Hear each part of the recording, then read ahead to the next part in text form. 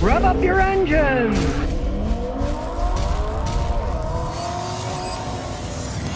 Well, if you live in California, I feel sorry for you. The California gas prices are expected to skyrocket because they have new fuel standards by their Fuel Standard Board. The board itself had a report where they said the increased fuel standards would drive gas prices up by 47 cents per gallon by 2025. A guy at the University of Pennsylvania Climate Center for Energy Policy says that the California Air Research Board, CARB, is underestimated, and he says it's probably going to be 65% per gallon by 2025, 85 cents per gallon by 2030, and $1.50 by 2035. It's 11 years from now. Who knows what's going to happen? It might just go that high by itself without these extra taxes that they're going to be throwing on them.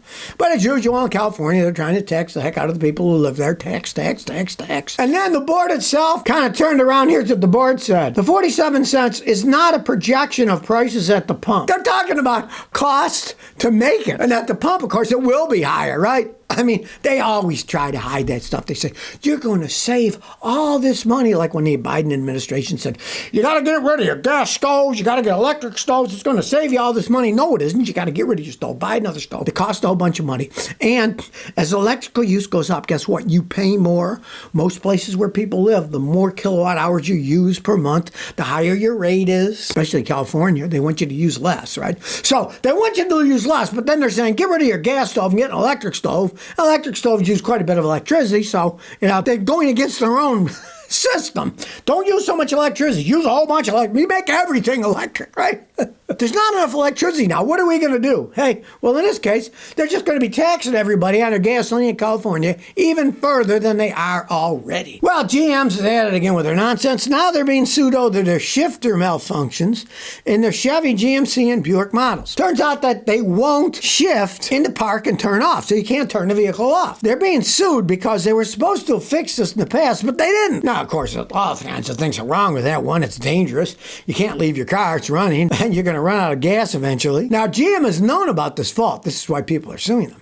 They've known about the fault since June 2018. 6 years later, they haven't fixed it. A fix does not appear to have been developed to rectify the issue by GM. Now they're going to court, which is going to go to court January 13th, 2025. We'll see what happens. They started a suit in 2017 over at GMC Acadia, a woman in Tennessee. I hope they lose this one because, hey, it's a real problem. It does exist. And GM, just like they did with that, if you remember their lock, maybe it has something to do with the ignition lock, I don't know, but they had that old lock one where the ignition switch didn't work right, people were killed, and GM hid it for years. Well, here we go again. Well, here's an interesting one. China has become a graveyard for unsold Volkswagens. For a while, Volkswagen was selling a decent amount of cars in China, but it's dropping like a stone down a well because of Chinese heavy competition, excess Volkswagen inventory, and consumers deciding in China especially, hey, we want to buy our own companies. We want to buy our Chinese vehicles. We don't want to buy Volkswagen vehicles. Now there's a whole bunch of them stuck in China that aren't sold. And Volkswagen's deep discounting them, but they can't sell them. Now these are pretty cheap vehicles. They're called Volkswagen Paramount. And it's gotten so bad, here's a picture of one. If you buy 100 or more, you can get it for $14,200 a piece. Woo! Fire sale cars now. $14,200. They got to get rid of them. They've got a big fire sale going on. If you only buy one, they're $16,700. So that's still pretty cheap for a new car, right? But the Chinese aren't buying them. So they're piling up in China, and now they're having fire sales. You're going to buy 100 of them, you get them for $14,200. But then you got to bring them over here because they are in China. Realize that. Then you'd have to ship them over. That would cost you a small fortune. But here's a hilarious one. A guy bought a Cybertruck, and Tesla said they couldn't fix it, so the guy fixed it himself with a $13 part he bought at Amazon. Well, where there's a will, there's a way, right? Jerry Larson was trying to fix a Cybertruck in Arizona. He had to replace the windshield. Geez, it broke already. It's amazing. Those things are big and expensive, right? It was whistling. So I went to Tesla, and we don't know why it's whistling. We can't fix it, right? He took it a second time. They still didn't fix it. They told her, you can't fix it if it's not broken. He went to Amazon and bought a $13 bit of weather stripping. Rubber dual weather stripping. Originally, he replaced the windshield because there was a factory defect on it. Oh, great quality control there, right? So He went out to Amazon and he bought a roll of 9mm silicone weather stripping that fit the gap that was at the top of his windshield. Then the noise went away. This is just too much. You see there's a gap there, right? Tesla, there's no, this is the way it was made.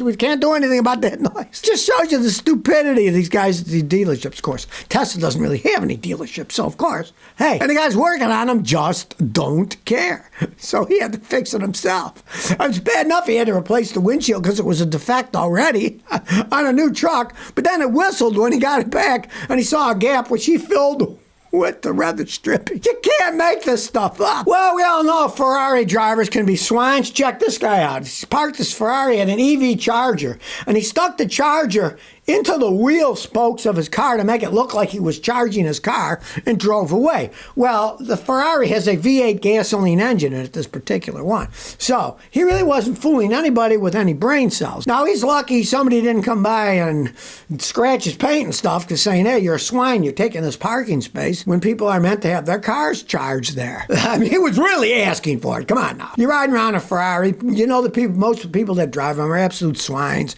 driving all over the place, making noise. What you see is what you get, right? There goes a Ferrari. Well, I'll bet the guy driving that's a real swine, right? Then you find out, yes, they are real swines. Now, this particular one was in Athens, Greece. So I guess it doesn't matter where you are. If you drive a Ferrari, you're a swine. Mazda man says, I'm losing brake pressure in my 2006 Mazda 3. Once in a while, my ABS activates during braking. My brake pedal loses pressure the first half, and the brakes aren't as powerful. It continues until I find gravel or wet road. I slam on the brakes, the ABS kicks in a few times, and suddenly I have full brake pressure again. This has happened for years. All I can see is it might be a sticking valve in the ABS power control unit. Costs $1,000. I bought the car new in 06. The fluid's full. What should I do? Okay. Well, you've owned it since 2006, so that is now a 19-year-old vehicle. I would advise you to have a professional like me power flush the system.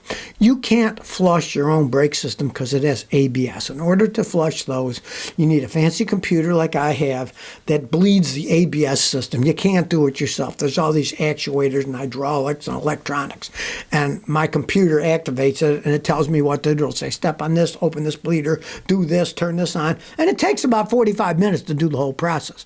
Start there. That might fix it because you might have crud in there. If you've never flushed them out, and it's 19 years old, definitely time to flush it out. Pray it's that, because if not, it probably is. Your ABS sticking, because you don't have any codes or anything yet.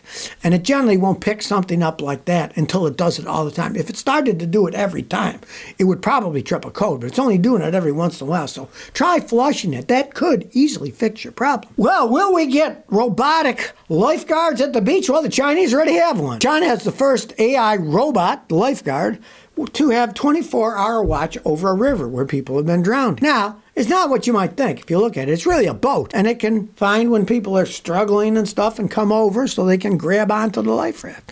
Now, personally, I would rather have a human being come and help. When people are drowning, they do weird things. You have to be really strong if you're a lifeguard, because if you come to try to rescue somebody who's drowning, a lot of times they'll drown you, they'll pull you down. So you got to be able to grab them, and if necessary, you got to kind of whack them in the head, knock them out, so you can drag them to the shore so they won't drown both themselves and you. Well, I don't know if the robot boat has that capability. The Chinese say they have the first AI-powered robot lifeguard that operates without any humans. They've been testing it out in the river where they're leaving it permanently, and here's how it works.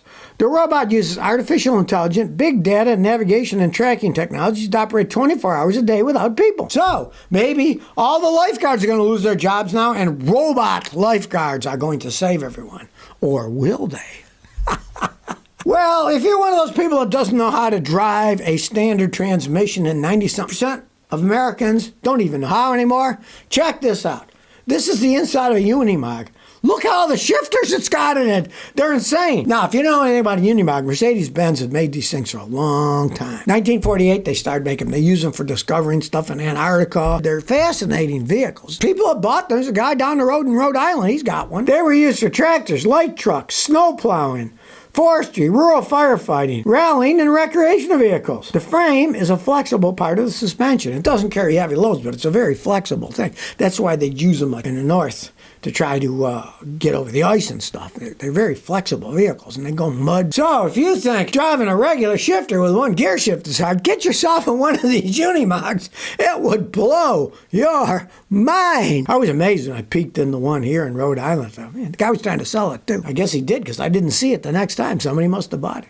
They're kind of rare vehicles, and people with a lot of country land, they'll have fun with something like this. It can take them years to figure out which gear shift they're going to have to go.